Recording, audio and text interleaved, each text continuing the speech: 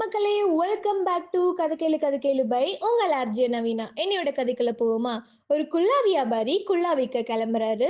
கொஞ்சம் அசதியானக்கு அப்புறம் ஒரு மரத்துக்கு கீழே படுத்து ரெஸ்ட் எடுக்க ஆரம்பிக்கிறாரு. அப்படியே கொஞ்சம் தூங்கவும் ஆரம்பிக்கிறாரு. அந்த சமயமா பார்த்து நிறைய குரங்கு வந்து அவரு பைக்குள்ள இருக்க குல்லாவெல்லாம் எடுத்து தலையில போட்டுட்டு மேல மரத்து மேல ஏறி உட்கார்ந்துடுறாங்க. அவர் தூங்கி எந்திரிச்சு பார்க்கும்போது அவரோட பைக்குள்ள ஒரு குல்லா கூட இல்லை. மேல பார்த்தா குரங்கு எல்லாம் குல்லா போட்டுட்டு உட்கார்ந்துருக்கு. குரங்கோட குணம் அறிஞ்ச இவர் என்ன பண்றாரு, அவரோட தலையில இருந்த குல்லாவை கழட்டி கீழே போடுறாரு. இதை பார்த்த எல்லா குரங்கும் அவங்க தலையில இருக்க குல்லாவை கழட்டி கீழே போடுறாங்க. உடனே அதெல்லாம் எடுத்துட்டு அவர் அந்த இடத்த விட்டு புறப்பட்டுறாரு. இது பழைய கதை. காலமும் மாறிடுச்சு. அவரோட பையனும் திரும்ப ஒரு குல்லா வியாபாரியா வராரு. அவருக்கும் இதே அனுபவம் தான் நடக்குது.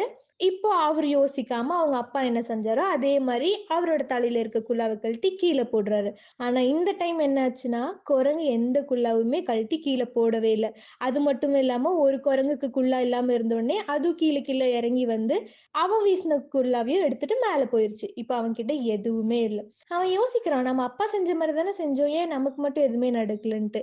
இத பார்த்து ஒரு குரங்கு சொல்லுது, நீ என்ன யோசிக்கிறேன்னு எனக்கு புரியுது.